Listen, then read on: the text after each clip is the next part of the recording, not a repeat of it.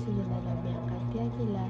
Ito po ang aking Day 165 devotion para sa ating 365 daily devotion na pinamagatang ano ang pag-ibig na hindi mo kayang tanggihan. At ang topic natin ngayon ay irresistible grace.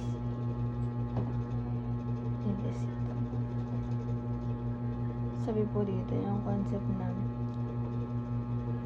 irresistible grace refers to God's sovereign work in salvation. When He calls someone effectively, He also regenerates their heart, making them truly willing and able to respond in faith.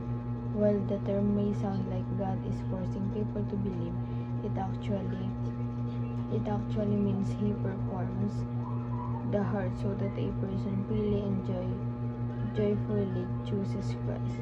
It's not about coercion, but about God's powerful and loving intervention and breaks down resistance and awakens dead hearts. At ang Bible verse matatagpuan sa John chapter 6 verse 37, and all that the Father gives me will come to me, and whoever comes to me I will never cast out. Sa Tagalog naman po, ang lahat ng binibigay sa akin ng Ama ay nilapit sa akin, at ang lumalapit sa akin kailanman ay hindi ko itataboy. At ang teachings natin ay number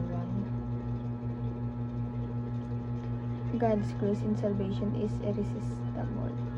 Po, yung salvation ng ating Panginoon, talagang hindi siya napipigilan. Yung kaligtasan natin, talagang personal ligtas ka na kahit sino man walang makakabala ng pagkasabi ng ating Panginoon.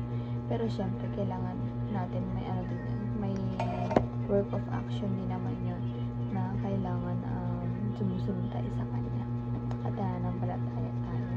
And number 2 po, God's grace is not forced or coercion. Ito po, yung kaligtasan ng ating Panginoon, God's grace niya, yung biyaya niya, hindi yun parang finurse siya na gawin yun. Talagang ginawa niya para sa atin dahil sa pag-ibig niyang taglay para sa atin, diba? Upang maligtas tayo, kailangan nang tubusin tayo sa krus ng Kalbaryo. And yun yung God's grace na talagang hindi pinilit. Talagang willingness ng ating Panginoon na talagang isalba tayo, na bigyan tayo ng salvation na hindi pilit. Talagang bukal sa puso ng ating Panginoon na talagang magsakripisyo siya para sa atin.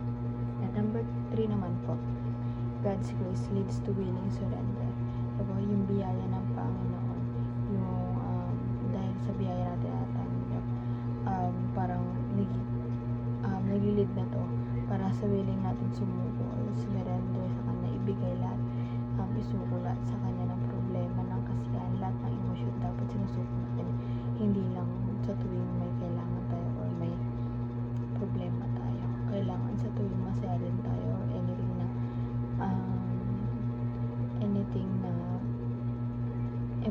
emotions na maramdam natin, kailangan included siya.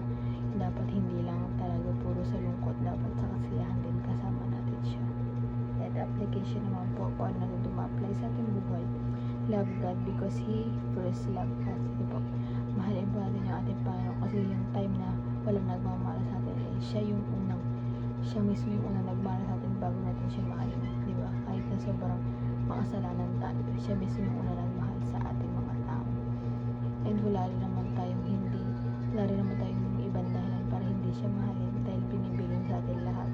At talagang kahit hindi natin hilingin, binibigyan niya sa atin dahil ganun siya kabuti, ganun niya tayo kamahal, ganun siya magsakripisyo, ganun yung pag-ibig na pinapakita niya para sa atin. Number 2 po, listen and obey with a willing heart. Ito po, kailangan pag nasa church, kailangan full ears talaga. Kailangan, kasi di ba bawat preaching sinasabi nasa Biblia yun, at ginamit yung tao na nagpipreach na yun upang ginamit ni Lord yun upang magbahagi ng salita niya. And kaya dapat lagi tayo nakikinig doon. And dapat, hindi lang dapat pakikinig, that may action din. Dapat sumusunod din tayo. Dahil kulang yung pakikinig kung walang action, parang nagiging nonsense siya.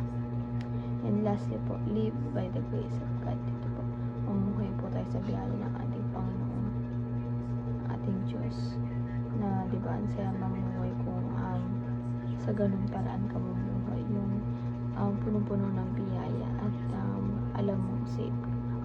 Hindi lamang po ang aking devotion ngayong araw. Sana po may nasunan kayo at huwag po nitong kalimutan na i-share sa ating mga mahal sa buhay, and God bless po.